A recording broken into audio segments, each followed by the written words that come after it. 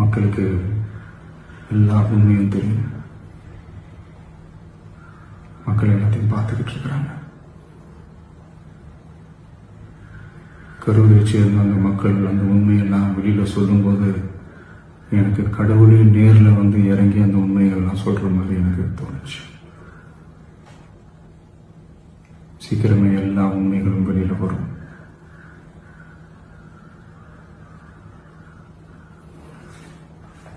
எங்களுக்கு தரப்பட்ட இடத்துல நாங்க போய் அந்த ஸ்பாட்ல நின்று நாங்க பேசிட்டோம். அதை தாண்டி எந்த தவறும் எங்க செய்யல, நாங்க எதுவுமே செய்யல. பட் இருந்தாலும் எங்க கட்சியை சேர்ந்த நிர்வாகிகள் தோழர்கள் மேல எஃப்ஐஆர், அது மட்டும் இல்ல சோசியல் மீடியாவை சேர்ந்த நண்பர்கள் தோழர்கள் அவங்க மேல எஃப்ஐஆர்லாம் போட்டு இப்ப பிடிச்சிட்டு இருக்கிறாங்க.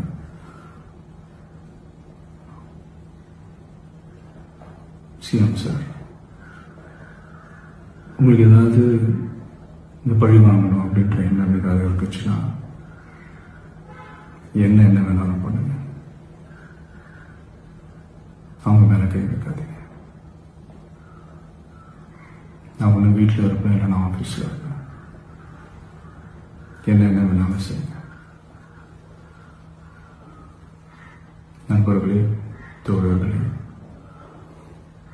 நம்மளோட அரசியல் பயணம் இன்னும் ஸ்ட்ராங்கா, இன்னும் தைரியத்தோட